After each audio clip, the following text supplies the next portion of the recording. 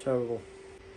Right, so I've got a set of Irwin Marple's chisels here. These are the chisels that I use mainly on the building site. I don't really use them here in the workshop, but I've had them left on one of my job sites for the last few weeks with other people using them, and they're just no longer usable as chisels. So I'm going to be using the Tormek T8 sharpening system just to get them back to working order, and I'll show you how I do that and what they like after. Let's go. So this is the worst one. Let's see if I can get it into frame and focus. Yeah, you can see that that's just terrible at the minute. None of them have got a particularly good edge on them. So I'm just going to go through, get the primary bevel all set up, and then put the secondary bevel on and get them working again.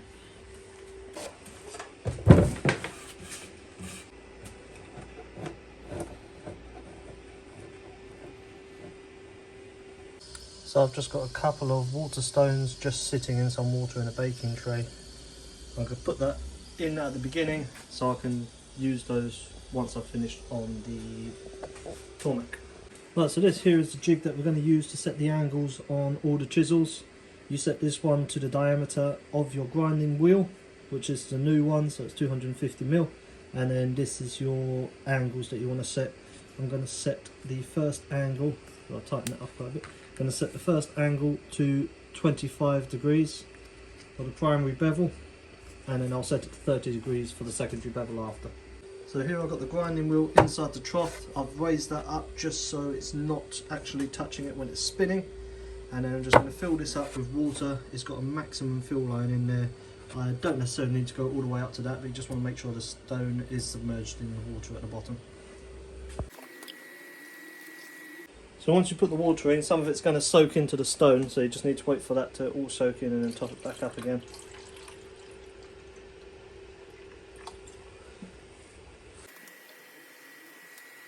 So all the Tormek parts all have a number to them. The setup jig is the WM200, and the part that we're going to be using to get the chisel sharpened is the SE77. I'll show you how to set that up now. So when you're putting your chisel in here ready for sharpening, you want to have the flat edge of the chisel to the top. You slide it in, have it sticking out a fair amount. It doesn't have to be exact because you're going to set the angle in a minute, but you also want to make sure that the chisel is pushed flush up against the shoulder on the inside of the jig. So once that's all in there, slide the secondary part over.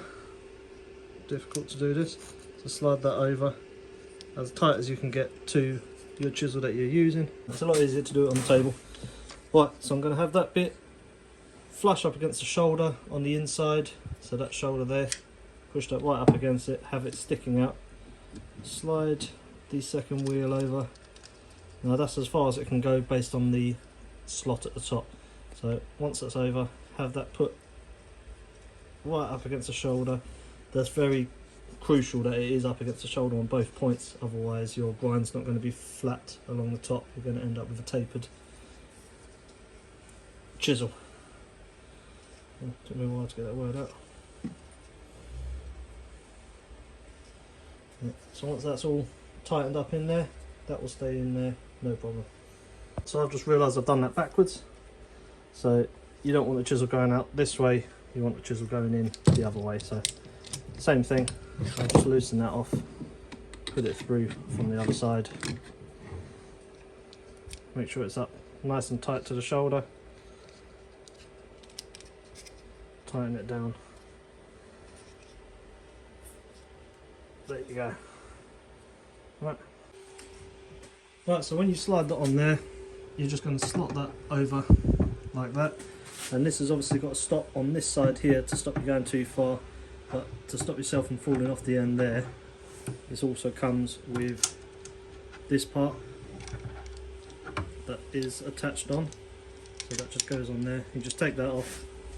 Once that's slotted on, put that on underneath, get that in, and then just before that comes off, I usually put it just so it doesn't go too far, and I'll just put a stop on like that. And that all that does is make sure that you don't go off the end of the jig. Now when you're setting your angle, you've got a couple of things. You've got these two knobs back here, thumb turns, not thumb turns, what are they called? Thumb screws. Oh, there you go, that flips around. So these here, you just loosen those off and that will move this up and down, and that's what changes your angle of your chisel. Now to set that, you can wind this down here to get it locked into one position. I'm just going to set that there quickly and I'll show you how we set the angle. Right, so we're going to go back to this jig that I showed you earlier, and this will basically, that sits on your grinding wheel and that needs to be sitting on your flat of your chisel, and you need to have no gap there. So I'll just loosen these off the back here. It's going to drop down. So once that's down, then you can see there's still a little bit of a gap, and I'll just lower it ever so slightly until that's touching the hole of the chisel there. So there's no gap there.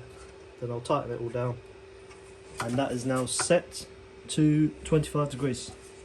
So now what you want to do is, once I turn it on, I'm just going to be moving this side to side just as the wheel's going round, and that will grind it down to give me my 25 degree bevel. You go side to side just not to cause any flat spots on your grinding wheel. I'll show you now.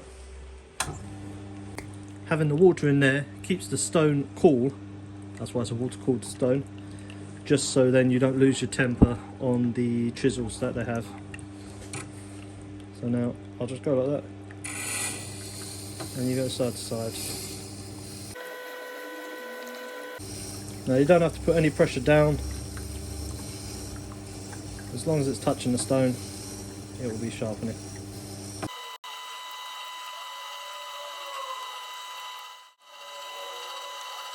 Right, so that's the primary bevel ground in, and this chisel had chunks missing out of it and everything. I've only been doing it for probably 4 or 5 minutes, and it's brought it up perfect again. So I'm just going to set up the secondary bevel, show you how to do that. It's the same process, but I'll go through how to do that, put the secondary bevel on it and show you what the results are like. Right, so now same as before, we'll loosen this off. Change that over to 30 degrees, just there, tighten that back up, and we'll set this the same as we did last time. So we just go over there, put that on there, loosen that off, and now we're going to be raising it up ever so slightly. Oh, loosen off both sides, there you go. Raise it up so you can't see any gap through it again. Once like that, lock it back in, and that's now set to 30 degrees. Now we just do the same thing again. Start the wheel and just get it going side to side. Now this one, you're only just doing the secondary bevel just over a small portion of the blade. You don't need to do it over the whole thing. Well, you don't want to do it over the whole thing actually, so it's not going to take very long at all. Just move it side to side for probably 30 seconds or so. 30 seconds would be too long because that's already done a lot of it. So with your secondary bevel, you only really want to take it on ever so slightly there, and you can see by the light that I've gone over half of that, but it's not a problem, but you don't need to go that far. So now to get it out of the jig, just loosen these off.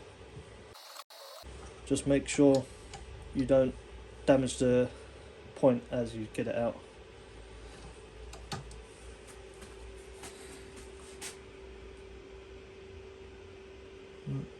Come on, focus in.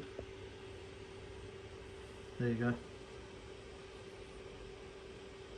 Right, so also now that we've got no more bubbles coming out of the water stones, it means that they've been soaked in the water long enough. I'm just going to get out the 1000 grit just to flatten the back of the blade. I'll just put it flat down like that. Just go backwards and forwards, just to flatten the back of to flatten the back of the chisel, if I can speak. You can see on there that it's not very flat, which is why I'm doing it. So I'm taking off a little bit at the top there, a little bit here, so I'm just going to go over until all of this section's flat.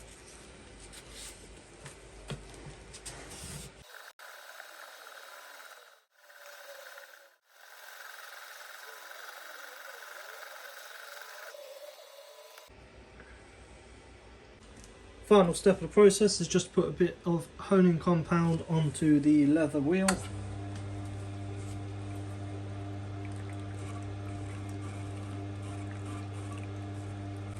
And then just keep the same angle that's on your end of your chisel. And after that, your chisel should be razor sharp. Give it a paper test, and there's no problem cutting through that. And that is more than sharp enough for what I need it for. Do a couple more. Right, so now I'll repeat the process on all 7 chisels, set the angle, grind it down, set the secondary bevel, grind that down, flatten the back, give the last couple of passes over on the water stones, and we should be all done. Right, that's all for this one. Thanks for watching, and you'll see me in the next one. Have a good day.